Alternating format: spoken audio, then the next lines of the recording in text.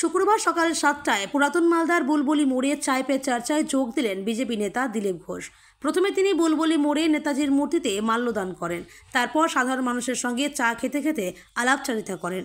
উপস্থিত ছিলেন উত্তর মালদা বিজেপি সাংসদ খগেন মুর্মু, বিজেপি এমএলএ গোপাল সাহা, এছাড়াও বিজেপি নেতাকর্মীরা। মোথাবাড়ির ঘটনা নিয়ে তিনি সনাতনীদের বলেন, রামনবমীতে মানুষ যেমন একসাথে সংঘবদ্ধ হয়ে রাস্তায় নেমেছে, একই রকমভাবে সনাতন ধর্ম বাঁচাতে গেলে মানুষকে হাতে হাত মিলিয়ে রাস্তায় নেমে প্রতিবাদ করতে হবে এবং এই সরকারকে উৎখাত করে গঙ্গায় এবং মহানন্দা নদীতে ফেলতে হবে। এবং তিনি এটাও জানান 18,000 শিক্ষকের চাকরির লিস্ট আছে। তিনি সুপ্রিম কোর্টে গিয়ে বলুন যোগ্য প্রার্থীদের চাকরি দেওয়া হোক। বাদবাকি 8,000 শিক্ষক মমতা ব্যানার্জির বাড়ি এবং নেতাদের বাড়ি ঘেরাও করবে টাকা নিয়ে চাকরি দেওয়ার অপরাধে এবং অযোগ্যদের টাকা ফেরত দিতে হবে। আগুন জ্বালানো হয়েছে, যেমন মোথাবাড়িতে হিন্দুদের উপর আক্রমণ হয়েছে, সাম্প্রদায়িক দাঙ্গা হয়েছে, ঠিক মুর্শিদাবাদেতে একই রকম ভাবে হিন্দুদেরই জঙ্গিপুরেতে গাড়ি জ্বালিয়েছে, বাড়ি লুট হয়েছে, দোকান লুট হয়েছে, থানা জ্বালিয়ে দিয়েছে, পুলিশকে গরু পেটা করে পিটেছে। আর পেটার দরকার আছে? পুলিশ যে ধরনের ব্যবহার করছে, যখন দুষ্কৃতকারীদের দাপিয়ে বেড়ায় চুপ করে দেখে। আর যে মাস্টারমশাইরা চাকরি পেয়েছেন পরীক্ষা দিয়ে যোগ্য প্রার্থী, তারা দাবি করতে গেছিলেন, এই অফিসে ধর্ণা দিচ্ছিলেন, তাদেরকে দৌড় করিয়ে করে মারছে, লাথি মারছে, গলার ধরে মারছে। তারা কি দুষ্কৃতকারী নেই?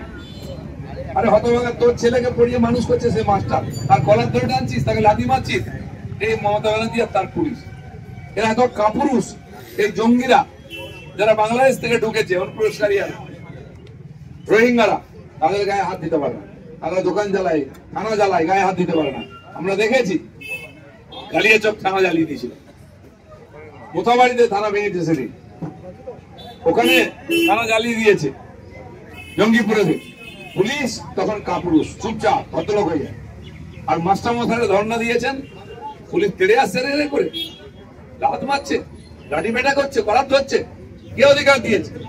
তারপরে মমতা ব্যানার্জি ভালো ভালো কথা বলেন। আপনার মতো অযোগ্য মুখ্যমন্ত্রী পশ্চিমবাংলায় কোনদিন হয়নি।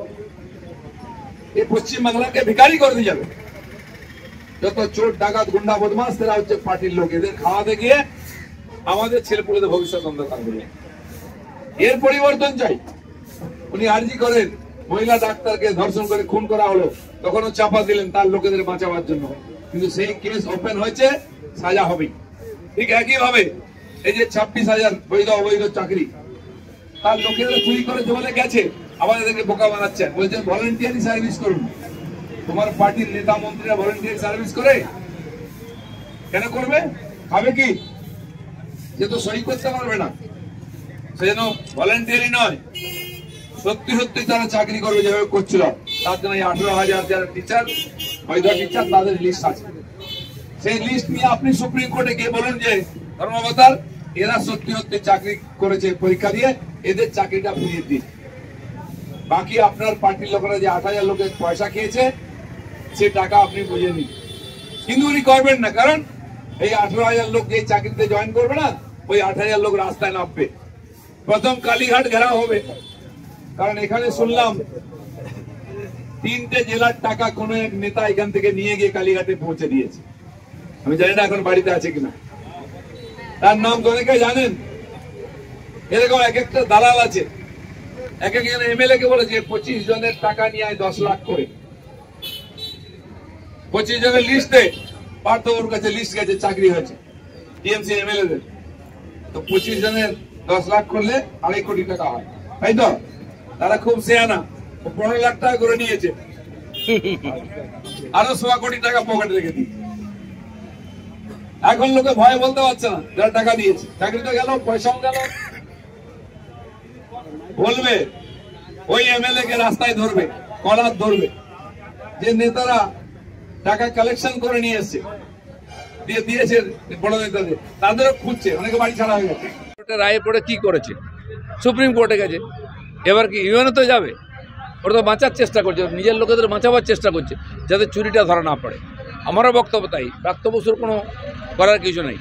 মুখ্যমন্ত্রী দায়িত্ব নিন, মিথ্যা কথা না বলে, প্রতিশ্রুতি না দিয়ে এই 18,000 লোকের চাকরি ফেরত দিন, কোর্টে যান। কর্মক্ষেত্রে না গেলে পজিশন কমে যাবে, ক্লাসে যান, তাতে ক্লাসে গেলে কি আছে, ডকুমেন্ট কোথাও সই করতে পারে না, তাদের তো ব্রেক হয়ে গেছে সার্ভিস। আর সেটাকে কন্টিনিউ কোর্টই করতে পারে, এদের কিচ্ছু করার নেই। আর এনারা চান না সমাধান হোক। চলুন।